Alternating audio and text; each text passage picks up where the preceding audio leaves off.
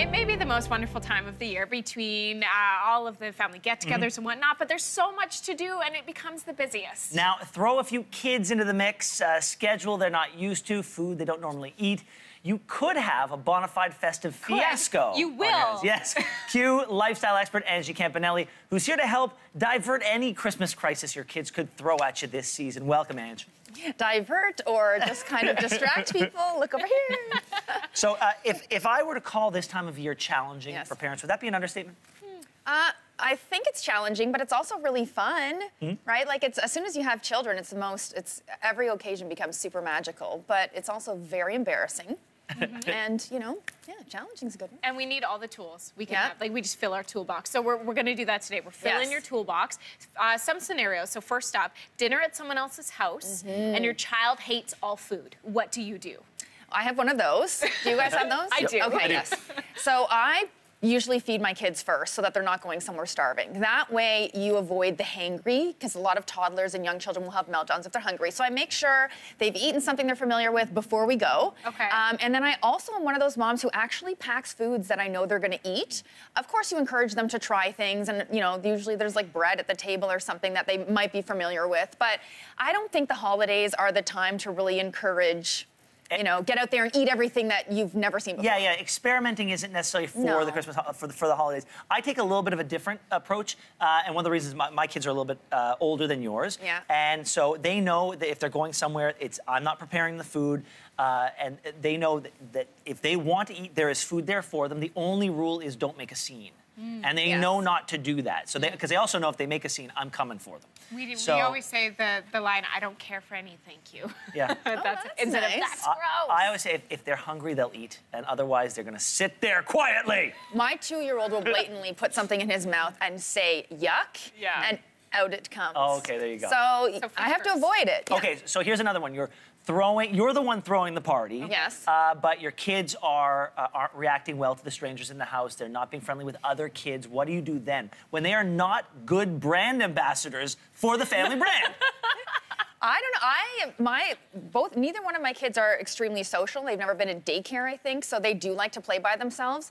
And we throw the New Year's parties. We're those people because I like them having their space that they can go to. So for us, the bedrooms are off limits.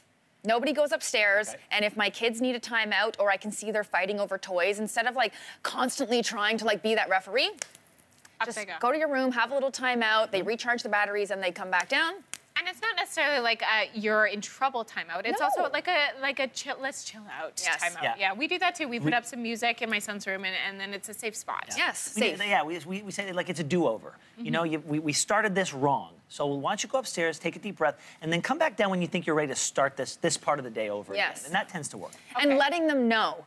So if you do have children that you think might react to food or different things, talk about it ahead of time and let them know there's a safe space. Like if you don't want to do X or you're having trouble with Y, this is going to be what we do. And I find even at 2 and 4, my kids get that. Yeah. Okay, so let's talk about the gifts because, this is like a nightmare in itself. Your child opens up a present in front of the gift giver and they say something like, "What? It's not a toy?" Or, "Oh, I already have this," or, "Oh, I don't like it," all of which have happened over our Christmases. Yes. So now how do you handle this? I think I'm totally the bad mom because sometimes I laugh. Like the things that they come out with, it's rude, but I can't always automatically correct them. So I embrace the moment. Sometimes I laugh out of, either embarrassment or deflection, but again, explaining to your kids, you might open something that you may not like, but, people are getting these things for you and they love you and explaining that to them. Yeah, I don't know that needs explaining. I don't know that I need to say, if they don't get it in that moment, they'll get it eventually. And I agree with you. I think it's a festive time. If people are taking their gift that seriously, what are you doing buying a turtleneck for a 4-year-old? You're going to get the scarf. You're going to get what you deserve from that 4-year-old. Yes. He's going to tell you you're terrible at giving presents. And toddlers are like cats. The wrapping and the box is all they need. Yeah, so if you're not sure what to get somebody, get the child something with really cool packaging. They're going to play with that even if they don't like what's inside. I like that comparison. Toddlers are like cats. You are right. Sometimes they like that box more than they like what was inside that box. Always. Finally, what can parents do to avoid potty training mishaps. Well, there's an interesting one. Yes. Well, for us, we actually have a mini potty that we take in our car.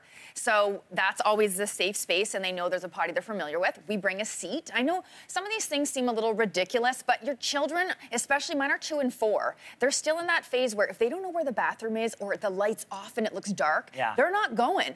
And that's a good point. yes, disasters will happen. So we show them the bathroom as soon as you come in. That's a great tip for their parents. Make sure, again, they're like cats. You got to show them a litter box. Yeah. All right, where do they go if they have to go? It seems like you've got a book brewing in you. Kids Are Like Cats by Angie Are Like Campanelli. Cats, yes. Thank you so much for being here. We appreciate Thanks it. for And Merry having me. Christmas. Yes. Merry Christmas. And we will be right back.